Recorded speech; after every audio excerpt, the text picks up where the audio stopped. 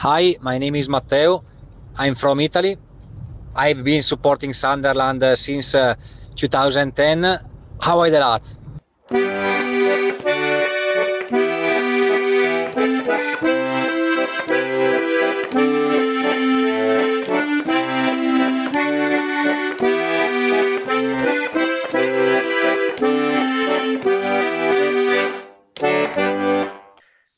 Hello and welcome to another episode of Black Cats Chat, the Sunderland AFC International Fans Podcast. My name is Lee Thirkell. I'm from the Bilbao Black Cats, and today I'm joined by two new guests of the pod.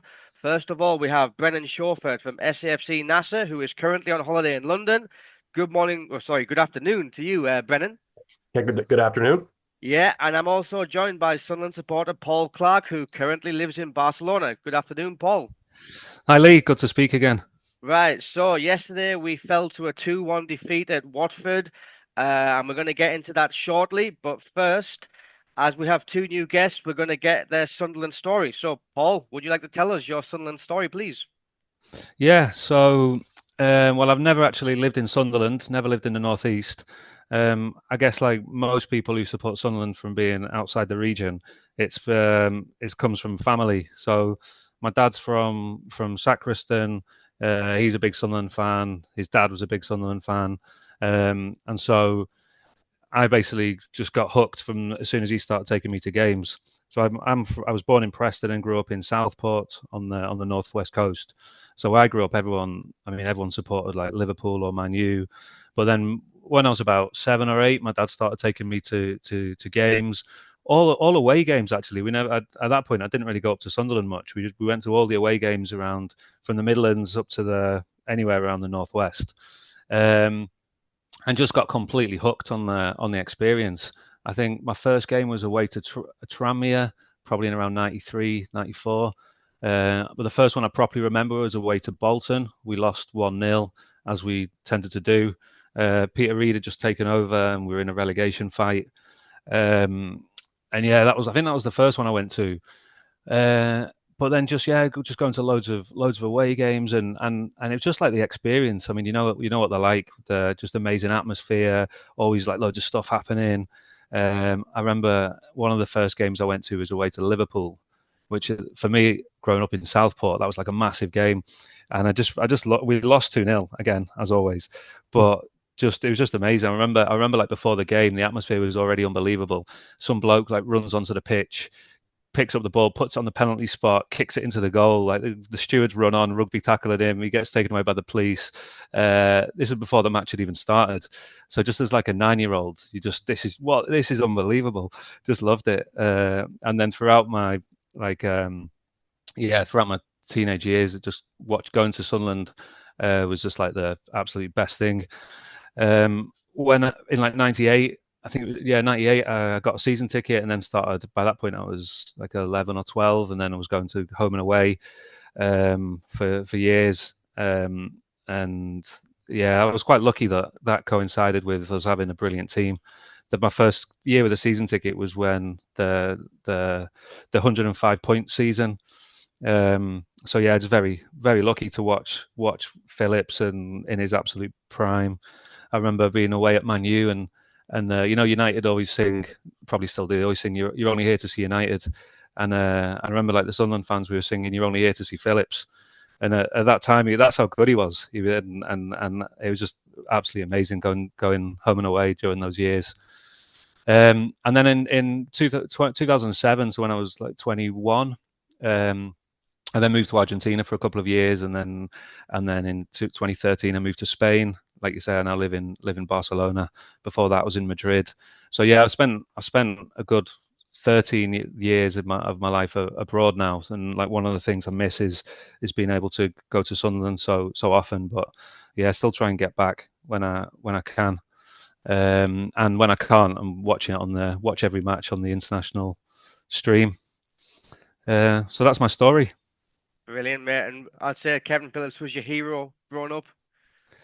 Yeah, I think so. I mean, that team, there's loads of that team that were just like great characters as well. That there was just like this affinity with the players and the fans as well. Like, like Quinn, I don't know, Alex Ray, Craddock. I mean, they were all just loved watching them, and also just seemed like really good, yeah, good kind of people. And there was this really good affinity with the crowd. Mm-hmm. Thanks for that, Paul. Brilliant story, mate. Brennan, you want to tell us your story then? Yeah, absolutely. I'm so maybe a little different than a couple of the people that have been on the podcast so far. I'm not from England. I'm from Canada, Alberta, in Calgary more specifically, and so I'm one of the newer fans who kind of came in through the documentary Sunderland Till I Die. And I guess the biggest things that stuck out to me is Canada. In Canada, hockey is king. That's our big thing. But in England, soccer or football, sorry, my bad. Um, just the passion of the fans, like the just how much they care about the team. In Calgary, our Flames is kind of the same thing. And so going to games as a young guy, just growing up and seeing how people get into the game and seeing the same thing with Sunderland, kind of that attitude, that really stuck out to me. And I've always been a fan of the sport from afar, but once I saw the documentary, and that was what hooked me. So my highlights really to this point, not that they've kind of been in League One Championship now, but the 2022 playoff final was obviously, until yesterday was the big one. And then now yesterday I was able to go to the Watford game, and that's easily now the highlight, because it's unlike anything else. And we're only 2,000 fans in the away section, but it feels like we're the entire stadium when you're in there, because we're singing the entire time. There's always a chant going on, even in lulls. So yeah, it was a pretty special experience to be able to see that for the first time, as not as a kid, but now in my 20s. So wasn't really able to get out to England in the last couple of years being in school, but now that I'm out, I'm pretty excited to be able to actually go to Sunderland and take in a game at the Stadium of Light. Would that be pretty special? So yeah, that's my story. Yeah, Brennan, so you mentioned there that you became hooked because of Sunderland Till I Die. Before Yeah. that, did you really have any kind of affinity with any team, or was it just like, oh, I like soccer, football? I liked football. I played FIFA. I didn't have a team though that I really like attached to. So I was always a fan of the sport. I'm a big fan of the tactics that go behind it. It's like a chess match a lot of the time. So that was in hockey's kind of similar, but then once I saw the Sunderland fan and them screaming at the refs, at any like kids screaming, it's hard not to fall in love with it then. But yeah. Yeah, it's actually curious because we have a member of our branch. I'll name Yeah. him Kites. He was the same. He loved English football, but he never really had a team until he saw Sunderland Till I Die. And I was like, how can you fall in love with a club that loses every week, gets Yeah. back-to-back relegations? And he said, yeah, it just I didn't choose Sunderland. Sunderland chose me, which I thought Yeah. was a really nice sentence. Yeah. Yeah. So as you mentioned, then Brennan, you were at the match yesterday. Mhm. Um, what was the pre-match build-up like before match? Oh, Going to the pubs? oh man. I mean, I mean, I'll always bring it back to like what it is like at home and for a hockey game, but it's not like that at all. Like the streets and Watford, like Vicarage Road's kind of in this tucked away area. So the pubs are all lined up before we just walked through and kind of tried to go around the entire building and just take it all in, because we don't really have anything like that at home. And yeah, walking in, people are already, and we got there pretty early before before the players even warmed up, and the chants, fans are chanting before the games even started in the little tiny corridor we had that we were sectioned off to. So yeah, the pre-match build up, it was just very exciting, that part of it, obviously. Nothing like I've seen before. Yeah, Yeah. and I'm sure you've joined in with a chance as well. Oh yeah, for sure. We had to make sure we did our research. We knew, we didn't stick out. So yeah, Brilliant. Right yeah, then. So, Paul, as we mentioned, then we fell to a 2-1 defeat. It was like pretty, yeah, lineup that we expected because of injuries and whatnot. Were you disappointed that we didn't take anything away from the game? Yeah, it was strange, really. I don't know, that the first half it was like we didn't really turn up, or we didn't really try and get out of first or second gear. We let them have the ball. There wasn't really any press. We just kind of let them have possession. Didn't press up top, but we didn't really put them under any pressure in midfield either. Let them get into dangerous positions. Defended for most of the game, actually all right in terms of the back four, like some good blocks, headers. But we just kind of let them dictate the game. And that was, for me, was probably the most disappointing thing. It kind of felt like we didn't really kind of go for it. I don't know. And then, I mean, I think we're going to come and we can talk about Dan Neil like specifically later, but this in the Championship, the game, so many of the games are pretty even, and it gets decided by you got to take your chances and you got to be tight at the back, and we've given away two terrible goals there. Well, I mean, we can speak about Dan Neil more later, but that was obviously an absolutely ridiculous tackle he's tried and executed there, and then the other goal as well was like bad marking. So it just feels like a bit of a missed opportunity because it was still fairly close, and in some spells we played pretty well, and there was a couple of positives. But it just feels like we've ended up getting beat without really, being overrun. It was just we kind of gave them 2 goals on a plate and let them have more possession than probably they should have done. Yeah, and Brennan, I mean, for the first 30 minutes, we weren't really in the game. Was there any kind of frustration between the fans in the stands or not? Was it surprising? I think when they scored the first goal, it was like that you could just sense after that very nervous energy, very anxious. Yeah, like I think definitely concerned because in that first half they kind of took it to us. It was very passive off the ball, and they just kind of let Watford have all the possession. So, but in the second half, it definitely felt like there was a turn. Once we came back, they kind of were more aggressive on the front foot.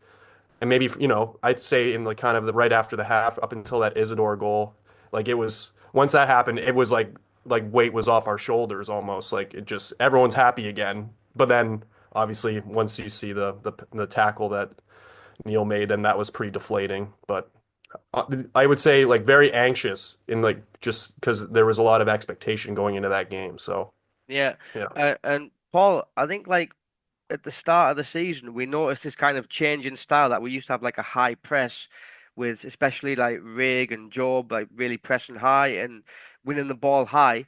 In the last 3 games, I don't think we've been doing it as much. Would you agree? Yeah, 100%, totally. Even at home, so in the Middlesbrough game as well, we weren't either. And you can tell. I mean, that's definitely a deliberate tactic. You can tell, like the play. It's like they've got an area of the pitch that they know they're not supposed to go past, and they're holding the line there. And if the defenders are behind that point, then they let the defenders have it. So yeah, I'm not really sure what's the reason for that. I mean, I'm sure Labrise has got his reasons, but I think yesterday it didn't. I mean, I don't think it worked. I mean, it wasn't the only problem. I think there was an issue with it when it went out wide. They kind of had a bit too much time on the ball as well. Even when they were, when it was when they're in the middle of the around our midfield, but still, I think it was. I think it has been a bit of a mistake. And one thing I would say though as well is Watford. You've got to give them credit. So they've got that number 8. I thought was excellent. He was the best player on the pitch. The Georgian midfielder. Yeah. They got Sissoko, who also, especially in the second half, he's got 71 caps for France. And so I think like they kind of controlled the game, and I think you've got to give them a bit of credit. I think they had a couple of plays there who were really, for me, really stood out. Yeah, I agree with that. Brennan, then, so I think it was like the 27th minute that Watford took the lead, but Yep. it just seemed like a goal from nothing because I think just before we whipped in a ball from, I don't know if it was Roberts or Hume, and Job got on the end of it, and then it was a goal kick, and then within 15 seconds they're running at our goal. It was just so easy to break through our defense. And then the goal just came from like a ball into the back post, and the guy was totally free. Cirkin was too tight. I mean, it was a bad goal to concede, wasn't it? Yeah, well, I thought there was a few points in the match where like they would start to get sustained pressure, but then Watford would break on them. And there was even I think a play, obviously that one, he was wide open in the backside of the box, but later in the game, there was a 2-on-1 where O'Nien just backed off completely and left the guy just a clear shot at the lane or a clear lane to the net. So I think that was and then the penalty, of course, is conceded because of another counter. So I thought the count, like they kind of got eaten up by the counter a little bit, but Yeah, I think, is it because of lack of communication, do you think? Because the 09 one, there's two defenders against one, but they're both yeah, backing off. yeah, And then the penalty decision later, like Neil jumps in, but he's got Sirkin right behind him. Like yeah. it's surely just like show him down the line. He's going nowhere. I've hmm got your back. But is it a lack of communication, do you think? Yeah, it could be. I mean, I think that's a new partnership with Mepham, right? So like that could be part of it, but I a lack of communication for sure. Kind of, Mhm. You, yeah, You mentioned, Lee, the Bellingham's header when just before their goal. I mean, I know those are never given as penalties, and he didn't even appeal for it. But like, he didn't get that on target because the defender basically rugby tackled him with no Yeah. with no attempt to play the ball, just like dived into him and just barged into him, put him off balance, and he missed his header. I know those just never get given. As soon as if you get a shot away, they never get given. But it was still frustrating that then the goal came straight from that. Yeah. And Mundell, by the way, I thought, yeah, I'm not sure whose fault it was. Mundell looked like it might have been like you say, Sirkin was like in the center of the goal. Mundell probably might. I think he probably should have been the one marking. Um, I thought he was excellent again, actually, and I think he like going forward, he was as good as he has been. Looked really sharp, Mundell. But I was also quite impressed with him defensively. He came back, tracked back, and made some good interceptions, and was dribbling out of the defensive positions. So yeah, it's a shame that if it was him, that it was a bit of one big mistake. But I think that's the kind of thing that probably can get coached into him. And I still think that Sirkin didn't have a great game by his standards, but I think Sirkin and Mundell is still a really strong left side going forward. Yeah, no, I agree with that. I think Sirkin, he didn't have the best of games yesterday, but I think it's nice to have him back with that balance there. And now he's got that partnership going with Mundell, so I think that's a positive thing to take forward. Brennan, then at the start of the second half, and as you mentioned before, we started to get back in the game. I think we pretty much controlled the second half. yeah, And straight from the kickoff, I think we had a very good chance when Isidore went into the right hand side and he pulled it back for Chris Rigg, who just couldn't get the ball out of his feet. yeah. But then, like I think it was a couple of minutes later, 48 minutes when Isidore actually got his goal. So you're thinking at this point, we've started well, let's kick on, right? So what did you make of the goal and then the rest of the performance after that? Yeah, well, it definitely felt well, different, like tale of two halves, different energy in the second. In the midfield, they were way more aggressive at intercepting the ball and kind of were able to get possession quicker. And then, as you said, that first chance where they weren't able, it just kind of got stuck in the foot, and then Isidore's goal. I think after that, it definitely felt like a comeback was it was going to happen, that they would end up scoring. They had a couple good shots at the goalie saved, and some more, and then I think there was Mundell's run but kind of right before they scored, where he got tripped up and had a good chance. So it definitely felt like it was like the energy had turned. They were gonna get that next one, and then just one, as you said, kind of one mistake out of nowhere kind of led to the loss eventually. But yeah, it definitely felt like they were building to that. Yeah. Yeah. So Paul, what do you think about the second half then?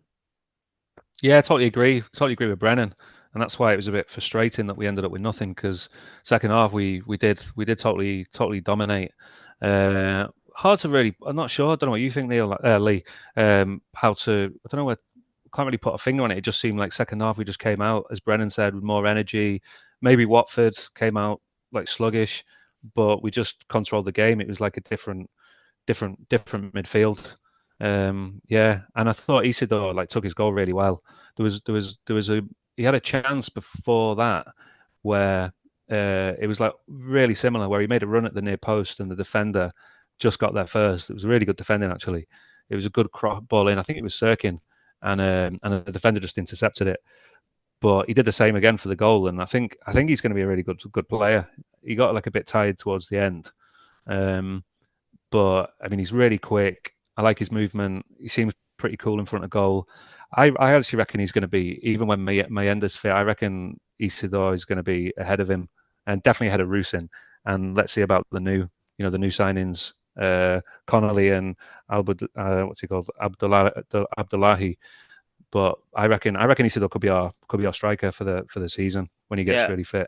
I would agree with that, because I remember when we were linked with signing him, and like you have like the typical YouTube reel highlights of his goals of his career, and I actually noticed the way he took his goals. It reminded me of Thierry Henry, because he likes to drift on the left-hand side and come inside and then curl them in, or run across the defender and put them in. And I thought, okay, it's like similar to Thierry Henry, and obviously not as good, but then when we had the players meeting the fans a couple of weeks ago, and somebody in the crowd asked him who his role model was, he actually said Thierry Henry.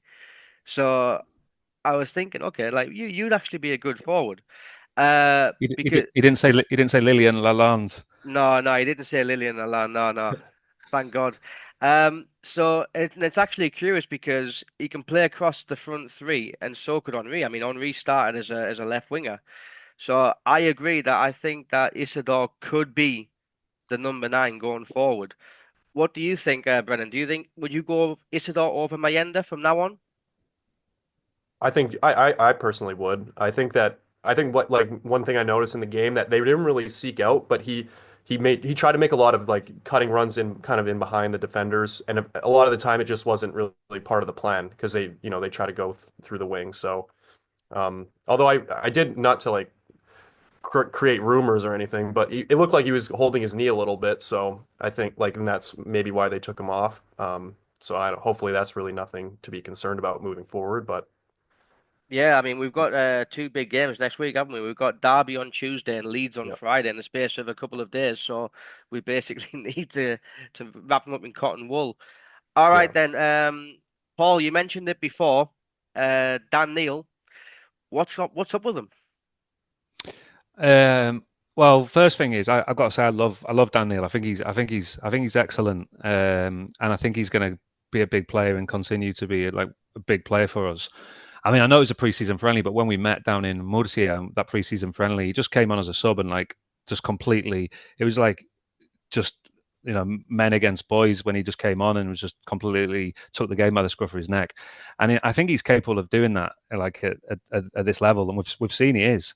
I think it's just partly. I think it's just these things happen. You just have bad games from time to time. I still think he's going to be a good player. It might be that there's going to be pretty stiff competition in the midfield now. We've got that Alexic signed. Obviously, Brown's due to come back in, so it's going to be good competition for places. I still reckon that Neil will be in the team for most of the season. I think he probably should be, but I think I would potentially give him a rest for at least one of these 2 games. It might do him good to come out of the side for a little bit.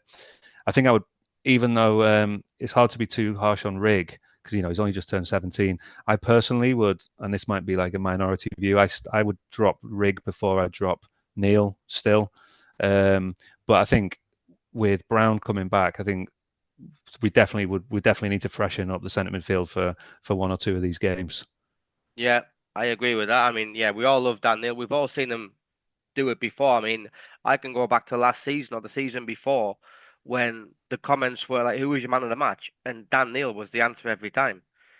And I think for me, it's just the way we play now, that he's been moved to this kind of defensive midfield role, because we don't play a number 10 now. We play a defensive midfield and two box to box. I think that's kind of like hampered his performances, and I don't think he doesn't feel comfortable, because he doesn't get on the ball as much. I Yeah. don't know, Brennan, what did you make of Dan Neil's performances yesterday and this season? Well, I think that you kind of made like a point there. Like I just didn't really see him on the ball a lot yesterday. It was kind of hard to notice when we were like, you noticed Job when he's got the ball, but it just didn't feel like he touched it a lot, at least from where I was, where I was sitting. So, and then the tackle itself, it is what it is. You kind of just have to wipe that one off and move on. But I do think, I mean, everyone has, yeah, a bad stretch of games, so I wouldn't be opposed to just sitting him for. I mean, you got 2 games this week, so it would be natural and kind of rotate a little bit. But Yeah. I just think that this formation doesn't suit him at all, because obviously Lebris wants high energy and a high press, And I think if you put Dan Neil in that role, I don't think he has that high level energy. I don't think his game is to go and press high and win the ball back. I think he's just like a typical sitting midfielder in the middle rather than defensively, because he's not the best at tackling. He doesn't have a lot of high energy. And I think you're going to get that high energy from Job and Rigg much more than you are for Neil. So I think that the formation change has actually hampered him. All right then. We'll move on then. Patrick Roberts, Paul. I've been really impressed with his start of the season. He's getting on the ball more. He's looking dangerous. He's getting assists. He's got a penalty. He's got Yeah, a goal. So, what are you making yeah, of yeah, Paddy? yeah. Yeah, total. Exactly the same. Like straight from the first game of the season, it's like he's got his tails up. He's just like on a mission, and just getting on the ball, trying to doing everything quickly. I don't know whether if I don't know like if anything to do with Jack Clark leaving, or I don't know the way that the balance of the team is slightly changed, or there's a bit more onus on him to be in possession more than there was in the past. But I agree, he's been really one of the better and more consistent performers so far. Yeah, Brennan, he's a player who gets you off the seat, doesn't he? Like when he starts dribbling with the ball in the right wing, Yeah. cuts inside, and one day I'm hoping that he scores a screamer in the top corner. But what are your thoughts on Paddy? Well, yeah, well, as you said, like getting off my seat. Like in the second half, I was lucky enough that I got to see him kind of come down in the very beginning. Like in that, I think they made that big through ball where he set up. Well, he set up two plays, so um, you see immediately he's got like all the 1-2s that he's able to make. I thought once they took him off later in the game, that's kind of when it it felt like getting a goal it was going to be more challenging because he was the most dynamic player for me from where I was sitting. So Yeah, do you think he tired or not, or do you think he still had something in the tank? could have been tired, I suppose. I mean, I don't know. Yeah. From where he looked pretty good, but Yeah, because he was replaced in the 75th minute yeah, for Jan Poveda, yep. who he looks like he's like a silky player, but for me Mhm. he's more touches than actually creativity. Yeah. We also brought on Naz Rusin for Isidore on the same time, Paul. Um, what do you make of Rusin? Because he divides opinion, doesn't he? We don't really know his best position, do we not? Yeah, and I don't like to say this. I'm normally more positive than most fans, I think, on most things. But I'm not a fan. I've got to say I'm not a massive fan. Uh, I mean, I know that last year he came in and did it. He scored, when he scored, and he did a couple of things. But I think we'd had such a long spell without any decent centre forwards, that we were just trying to cling on to anything. But I think I'd be surprised. I was surprised when he came on actually yesterday, and I know Isidore looked like really tired towards the end of the game, but I was still surprised we brought Rusin on. And I think over the course of the season, I would be surprised if he's near. I'd be surprised if he's even on the bench towards the end of the season when we get the other couple of strikers back in the squad. And as well as Isidore, I mean, we got Isidore, Mayenda, and the two players who have come in who haven't played yet. I would assume that all four of them are going to be ahead of him in the pecking order. To be honest, I just think he's not good enough holding the ball up. He goes down. Yes, he didn't actually yesterday so much, but normally he goes down like quite easily, looking for free kicks. He makes some decent runs in behind, which is what we had been calling out for, and that's why he looked good in spells last year. But I think when up, even someone like Isidore, who's probably not a world beater, but he just looks like a class above, just looks a lot more dangerous to me. Yeah, I agree with that. Brennan, then, so we've been playing with with four defenders, not like two centre backs and two full backs. Would you think about changing to a back three with three centre backs and two wing backs? Because our midfield does seem to get overrun quite easily. I mean, it's just one pass and they're through.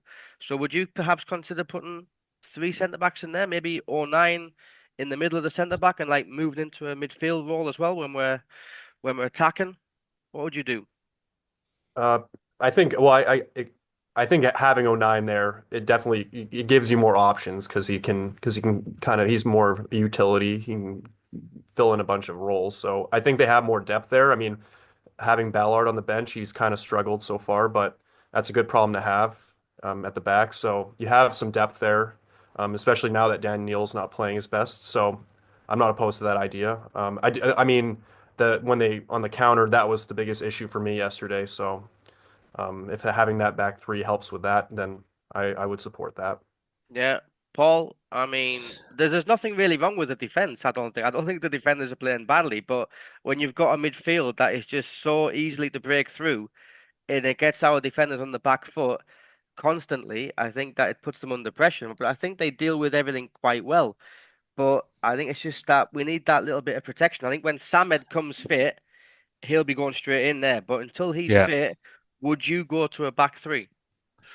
No, I don't think I would. I think Metham, by the way, was another solid performance from him yesterday. He made a header in the first half. Did a header in the first half that when the Watford player was coming in behind him, and saved the goal.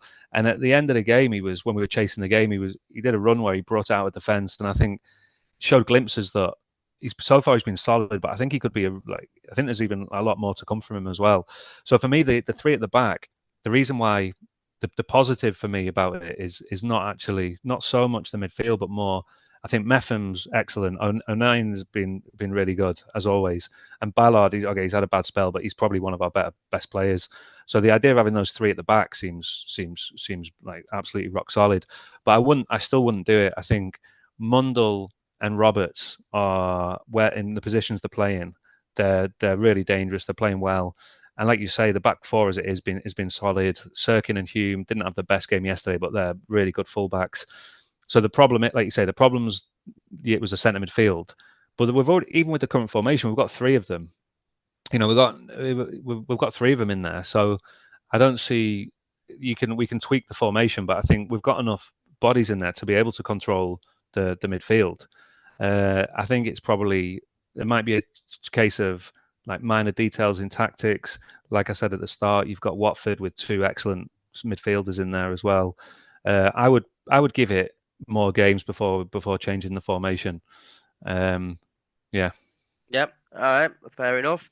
Brennan, yesterday you saw a little cameo from Tommy Watson, 17 years old, Jack Clark wannabe, I suppose. He made an impact, didn't he, when he came on for 10 minutes? Yeah, I mean, he had a lot of energy. I mean, he's obviously got a lot of speed. So, I mean, that was the positive in the last when they were trying to make that push at the end. He definitely felt like a difference maker in that moment. But I'll look past the initial missed touch as soon as he came in. But yeah, no, that's something that's forgivable. That's forgivable. That's gonna happen. Yeah, the nerves probably. I remember when he made his debut, I think it was last season or the season before, and he looked just like a little skinny little teenager, 16-year-old. But now, a year later, he looks really kind of bulked up. And as soon as he gets the ball, he's confident. He's very direct, and I like that. And I wouldn't be against Paul. I wouldn't be against putting him on for the last 10, 15 minutes of games if we need a goal. Yeah. I agree. I think he looked good when he came on. And it looked like he'd improved. You can tell he's a bit older, more mature, and he could be an important player. And did you notice Poveda after the game with the Watford players? He was having the time of his life there. Let's see what comes. Like you said before, he's kind of some nice touches, but from what I've seen, it's quite hard to see what he's going to actually bring. He doesn't really seem like a wing. He's a winger, isn't he? But he doesn't really come across as a winger. He seems like a bit of I don't know, just a. I would say he's more of a number 10, isn't he? Like a skillful, tricky little number 10. But because he looks a bit like Honeyman, doesn't he? When you see him on from a distance, like just kind of like buzzing around, not really sure exactly what his big strengths are. But obviously, it's early days, so. Yeah, well, let's that has caused a bit of an uproar, hasn't it, on social media? The way he was talking and laughing with his I didn't see that. With his ex Sheffield Wednesday teammate, wasn't it? After the game, I think Derek Bashiri, and they're having a laugh in the chat, and it's caused some uproar on social media. But anyway, it is what it is. I mean, All right then. So we started the season well. We had 4 wins from 4. But then we had the international break, and our friend Danny Dimitrov from the Bulgarian branch, his main worry was coming back from the international break that it would break the momentum. And evidently it has, because we've lost 2 out of the last 3 since the international break, and the performances haven't been the same. So, I mean, I think the next international break is after the Leeds game, and I think that could be coming at a good time. Don't you think, Brennan? Well, I think I think it is. I'm just talking about I think the reason like we've talked about earlier is they kind of started to sit back more, whereas in the beginning they pressed a bit. They were more on the front foot. So, but I like if I don't know, again don't want to start rumors. Maybe Isidor's got something, a tweak maybe, but I mean I think it'd be coming at a good time to just kind of reset a little bit. Yeah. Paul, do you think it's a good time to have a international break? Let's see we'll see after the two games coming up this week. But I think I think we all agreed that the way we set up yesterday was a bit strange and didn't seem to bring the best out of the team. But at the same time, there was two pieces of terrible defending. And Patterson, by the way, who is excellent keeper at this level, he'll be disappointed at not saving that penalty, which wasn't in the corner either. So on a different day, we could have easily still come away with something, and suddenly we probably might not be picking the formation, picking so many issues with the formation and way we're setting up. So let's see. I think in a way it's probably good. I'm glad that we've got two games coming up because to try and get back on winning ways. Right. Well, I won't make you make a prediction for Friday's game, but I will make you make a prediction for Tuesday's game against Derby, Paul. So what result are you going for on Tuesday? Apart from the two goals, I do think we're pretty solid at the moment. I reckon 1-0. So 1-0 win. Okay. Yeah. Brennan, what do you think for Tuesday? I'm going 2-0. I'll go another clean sheet though. Another clean sheet. That'd be nice. Back to winning ways. All right, gentlemen. Thank you very much for your time this afternoon, and hope you have a nice rest of the weekend and a good week. See you next time. Yeah, thank you, Lee. Cheers, Lee. Hi, my name is Ian McNee. I've been supporting Sunderland since 1957. I was born in Seaham, but I now live in Wuppertal in Germany, and I'm the vice chairman of the German Black Cats.